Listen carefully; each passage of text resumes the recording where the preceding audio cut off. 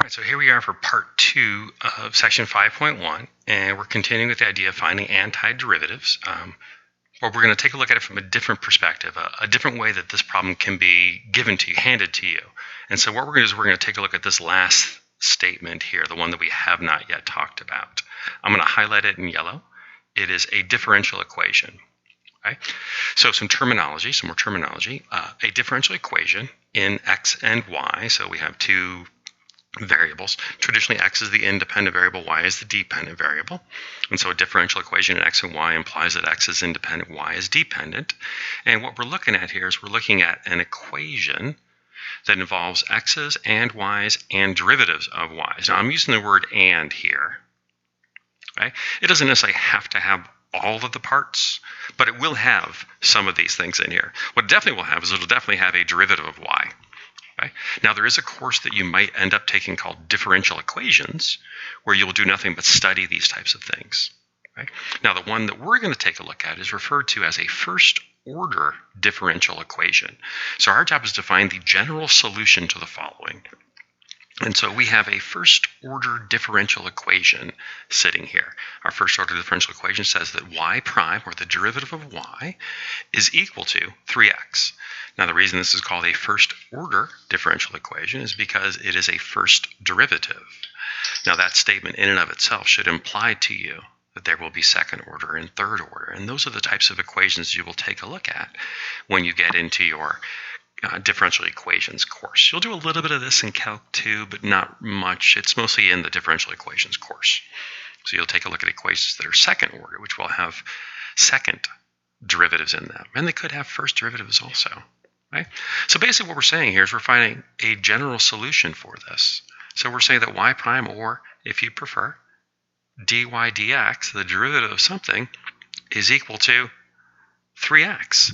And so my job is to figure out what function out there, or what equation, that if I took the derivative of it, I would get 3x. Okay? So I need to take antiderivatives of this left-hand side and an antiderivative of this right-hand side and see what happens. Now, when I take a derivative of an antiderivative of y prime, that's going to give me y. And now I've got to figure out what to do with 3x. So what out there would give me 3x when I took its derivative? Well, I remember from my rules and from doing lots of derivatives that the derivative of x squared is 2x. And that's almost what I want. I want 3x. So I'm pretty sure that there's going to be an x squared involved. But I want this 2 here to be a 3 to make it work. So how do I change a 2 into a 3? How do I change a coefficient of 2 into a coefficient of 3? Well, I could change that into a 3 by multiplying it by, I don't know why it does that. I must hit something with my wrist. 3/2.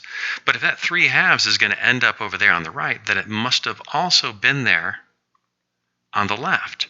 Because if I were to take the derivative of 3/2 x squared, okay, I would get 3/2 times 2x. The 2's would cancel, and I would get my 3x. So that means that there's my answer. Or that the general solution to the following is going to be this antiderivative equation plus a constant c. Now, what some people will ask is they will say, well, why don't you do this? Why don't you put a c on the left? We'll make that c1. And put a c on the right. Well, here's the reasoning. Here's the logic behind this. If this is a constant that I don't know, and this is a constant I don't know, could I take this constant, move it over to the right, put those two constants together, and just call it this constant that I don't know? And that's why we just put one c into this. Okay? All right, so what we're looking at here is looking at finding a general solution. We're saying that the general solution to the first-order differential equation y prime equals 3x is the equation y equals 3/2 x squared plus c. Right? So I'm just doing antiderivatives, but I'm giving it a fancy name and talking about it in a fancy way to somehow make it seem more complicated. Right? All right, second example, y prime, our first derivative, is equal to x squared plus 1. So now I need to find a general solution for this. So I need to take the antiderivative of the left-hand side and take an antiderivative of the right-hand side and figure out that whole plus c business. Now I know what's going to happen on the left. The antiderivative of y prime is y. But on the right, I've got two terms. I've got an x squared and a 1. Now I've done x squared before. I know I did that one up here. I know that x squared turns into 1/3 x cubed. And so I don't have to figure it out again. I figured it out once already. So I know that x squared is going to give me 1/3 x cubed. But what about 1? What function, what term, when you take its derivative, gives you 1 as its derivative? Well, I've done enough of these over the semester that I know that the derivative of plain old x with respect to x is 1.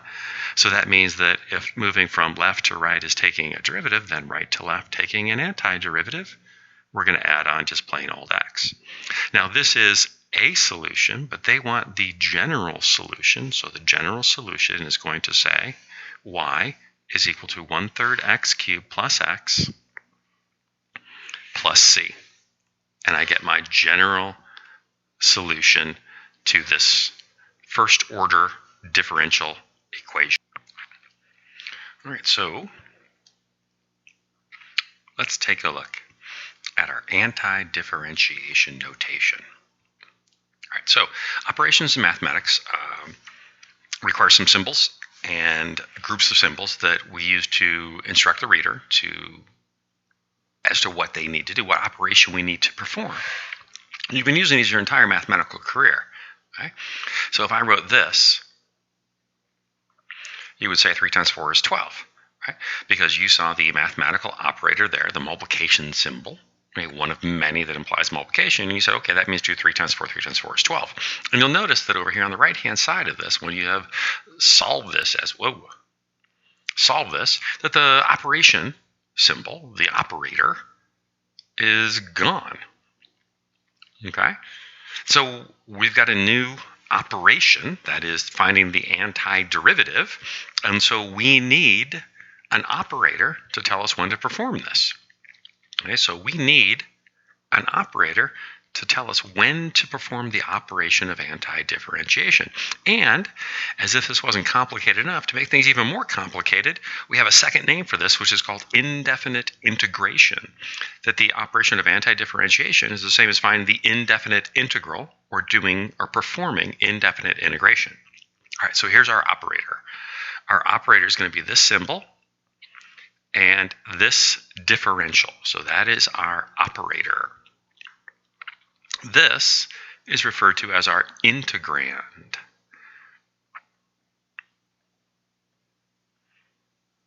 The integrand is the thing that we are going to integrate, the function, and then the integral symbol, into GRAL, symbol, looks like a long stretched out S, and that'll become more obvious later. And the differential dx are the operator that tells us to find the antiderivative. Now you'll notice we're continuing to use that same notation, that is little f for being the function that we're finding the antiderivative of, big F being the antiderivative, and the plus c on the end to show that this is the most general antiderivative. Okay? Now, just like with multiplication or division or addition or subtraction, when you perform the operation, the operator, thing that told you what to do, disappears. Okay? What's 7 plus 3? Well, 7 plus 3 is 10. Where'd the plus sign go? Well, I did the operation. I performed the operation. The operator, the symbol, is no longer necessary. Okay? So the things that are highlighted in blue here, that's our operator that tells us what to do. And you'll notice that they don't exist on the right-hand side. They're gone. Okay? Now, a secondary purpose of the differential over here is to identify the independent variable. Okay?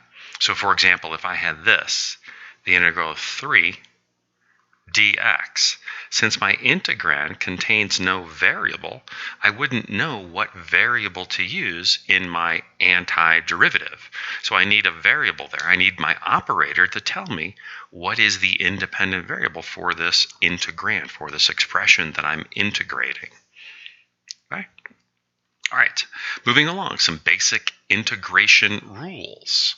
The inverse nature of integration differentiation can be verified by doing substitutions for f prime, that is big F prime, for little f in the indefinite integration to obtain the following. Okay, so basically what we're saying here is that taking a derivative and doing an integral are inverse functions. All right, so let's take a look at this statement right here. That statement says that the integral of the derivative of a function is equal to the original function plus c, or more precisely, the indefinite integral of the derivative of a function is equal to the original function plus some constant c. And that gives us our most general antiderivative. For example, if I were to say that big F of x was equal to x squared plus, 3x, then big F prime would be 2x plus 3. Okay, that's just doing derivatives, nothing fancy there. So then using this definition, the integral of 2x plus 3, that's the F prime, right? With respect to the independent variable x, should be equal to, okay, well, when I take the antiderivative, I'm going to get 2x is going to give me x squared plus 3x. Okay, that came from the 3. The antiderivative of 3 is going to be 3x. And then I'm going to add on a plus c. And why am I adding on this plus c on the end over here? Where is this coming from? Well, that's just basically making the statement that there are many, infinitely many in this case, possible functions that would give us 2x plus 3 as their derivative, and all of them look like this. All of them look like x squared because x squared is going to give us our 2x, 3x because 3x will give us our 3, and this constant, when we take its derivative, is going to be 0. Derivative constant is always 0, and so it would disappear. Right? So the integral of a derivative is the original function plus c. The integral of a derivative is the original function plus c. Right? The other way to look at this, since we did the integral, the antiderivative of a derivative, is to say, well, what happens if you take the derivative with respect to x of the integral of little f of x dx? What should you get? Well, according to the rule, you should get f of x, because if these two operations are inverses, one should undo the other, and we should just get back to what we started with, and what we started with was little f of x. So let's check and see. Let's make up an example. All right. So let's do the derivative with respect to x of the integral. I'm really bad at integral symbols. Of, let's just make it really, really easy. Let's go 3x squared dx. Right? And what this should be equal to is it should be equal to 3x squared when we're done. Right? All right, so then there's my little f of x. Right? Aunt Sally told me to work inside the parentheses first. So then I still have to take the derivative with respect to x. And what is the antiderivative of 3x squared? Well, I've done that one already today. That's going to be x cubed plus some unknown constant c. And now when I take the derivative of that, derivative of x cubed is 3x squared, and derivative of constant c is 0. So 3x squared is equal to 3x squared. It does check. Now, this is definitely not a mathematical proof. All I'm doing is showing you an example where it is true. Okay? So what we're looking at here is we're trying to draw a connection with everything that we've done all semester long up to this point. Take a derivative. Can you undo that? Can you undo that? Can you undo that? And then how does that relationship work? Now, you've done things like this before. You've looked at inverse operations because you've been using them your entire mathematical career. The inverse operation of addition is subtraction. The inverse operation for multiplication is division. The inverse operation for raising to a power is taking some sort of a root. So you've been using these inverse functions your entire mathematical career. All we're doing is we're applying the idea of inverse functions to calculus, to integration and its inverse differentiation, or to differentiation and its inverse integration. Okay? In the American educational system, we teach derivatives first, and then we do integration. There is absolutely nothing about the logic of this that says you couldn't teach antiderivatives first and then move into derivatives. Right? They're just two sides of the same coin. It'd be like teaching addition before subtraction or subtraction before addition. They're inverses. Either one could be taught first. It's just, this is the way we choose to do it. Okay? So it isn't that differentiation leads to integration. They're opposite sides of the same coin. They're inverses of each other. Right.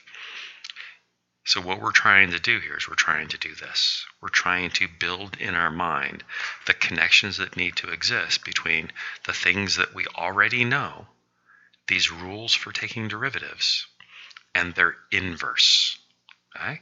So if the derivative of a constant is 0, then the integral, the indefinite integral of 0 should be a constant, because these things are inverse functions. If the derivative of k times x is just k, then the integral of k should be k times x plus the constant c. Okay? If when we take a derivative, we could ignore a coefficient, take the derivative of the algebra, and then multiply the coefficient back in, derivative of k times f of x is just k times f prime, then we can do the same thing over here in integration. If you have a coefficient, a k, inside that integrand, and you don't want to deal with it, pull it out, take the integral, and then multiply the k in later. Right? Now, if you're wondering why this does not say plus c here, the reason it doesn't say plus c here is because integration hasn't happened.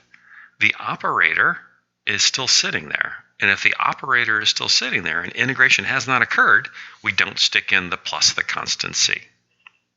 Okay? If, when taking the derivative of the sum or the difference of two functions, you can just take the derivative of those two functions independently, then the same thing can be done with integration. Okay? If you are doing the integration of two things added or subtracted, you can just do one of them and then add or subtract, do the other. Right? Now, if you remember when we did derivatives, we could say, in there we could go, oh, it could be f plus or minus g plus or minus h, and we could do three of them, and then it would just be f prime plus or minus g prime plus or minus h prime. Same thing's going to happen here. If you have three things you're integrating, f of x plus or minus g of x plus or minus h of x, it's just going to be the integral of f plus or minus the integral of g plus or minus the integral of h. We can string that along, and you can put 50 things in there if you want. Okay? This last one is a very, very, very, very, very, very, very, very, very, very important one, because we use this one a lot. The derivative of x to the nth was n times x to the n minus 1. So we subtracted 1 from the exponent and put that old exponent out in front as a coefficient. So then we need to do the opposite. Okay? So we need to add 1 to the exponent, and then if we multiplied before, and now we're going to divide. So we add 1 to the exponents, and then we divide by that new exponent. Okay? Now be careful though, because this rule doesn't work if n is negative 1. And here's why. If I tried to apply that rule here, okay, let's see, my new exponent is the old exponent plus 1, and then I divide by the old exponent plus 1. But look at that denominator. What's that denominator going to be? Okay, so the denominator would be 0, which means that that is no bueno. Okay? So the power rule for derivatives and the power rule for integration, well, in the integration, on the integration side of things, the power rule says this doesn't work if n is equal to negative 1. So don't use it. Okay? We also had all these rules that we learned, right? And these were just ones we memorized, right? We said derivative of sine is cosine, cosine negative sine, tangent secant squared, secant tangent, cotangent negative cosecant squared, and cosecant negative cosecant cotangent. So if we just memorized our derivative rules, what do you think we're going to do with our integration rules? Well, we're going to memorize those as well. So if the derivative of sine is cosine, then the integral of cosine is sine. If the derivative of cosine is negative sine, then the integral of sine is negative cosine, and so on and so forth. Now, there are, if you'd like, ways to prove that these are true, but I would suggest that you do not go there, because proving that these things are true is a pain. Right, so what we want to do is we want to just say, hey, we memorize these for derivatives, we accepted them and memorized them. I'm going to accept them and memorize them for antiderivatives as well. And then, of course, we had these down here. Again, just, hey, we memorized a bunch of these, and therefore we need to memorize a bunch of these. There is one change, though, one thing we didn't talk about, one weird thing that shows up right here. In the derivative of the natural log is 1 over x, so then the integral of 1 over x should be natural log, but suddenly, magically, somehow, an absolute value appears. And why? Well, here's the reasoning. Over here, when we were taking derivatives, when we took the derivative with respect to x of the natural log of x, since we were starting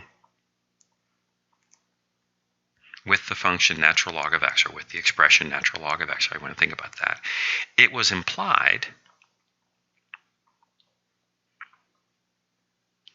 that x must be greater than 0, because the natural log function is only valid, its domain is only x's that are greater than 0. But over here on the right, since we're starting with the integral of 1 over x dx, since we're starting with 1 over x, the only implication there, so we're starting here, the only implied statement here is that x can't be 0, because the expression 1 over x could be a negative number. So there's nothing in the beginning, there's nothing in the start of this that says x can't be negative.